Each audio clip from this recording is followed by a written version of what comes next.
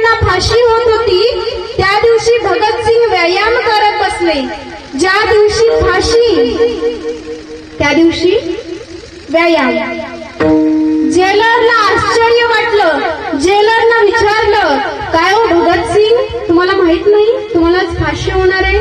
भगतसिंग म्हणाले, जेलर साहेब, मला चांगलंच माहित आहे की मला आज फाशी होणार आहे. मग जेलर म्हणाले, भगतसिंग, तुम्ही आज व्यायाम का करता? आज व्यायाम करून त्याचा काही उपयोग होणार आहे का? नाही.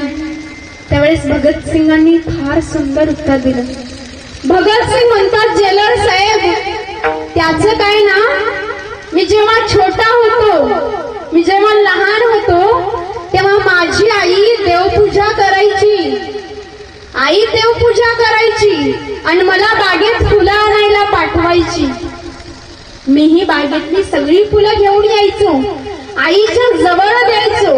पण आई सगळीच फुलं देवाला वाहायची नाही, तर त्यातली काही गोंडस, टवटवीत, पांढरी शुभ्र तजलदार फुलं निवडून आई देवाला वाहायची.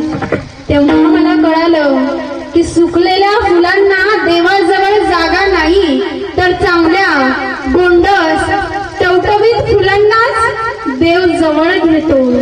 मग मी आज माझ्या भारत मातेसाठी समर्पित होतोय, मी माझ्या देशासाठी फासावरती जातोय. मग मी सुकलेलं शरीर घेऊन कसं जाऊ? म्हणून मी व्यायाम करतोय.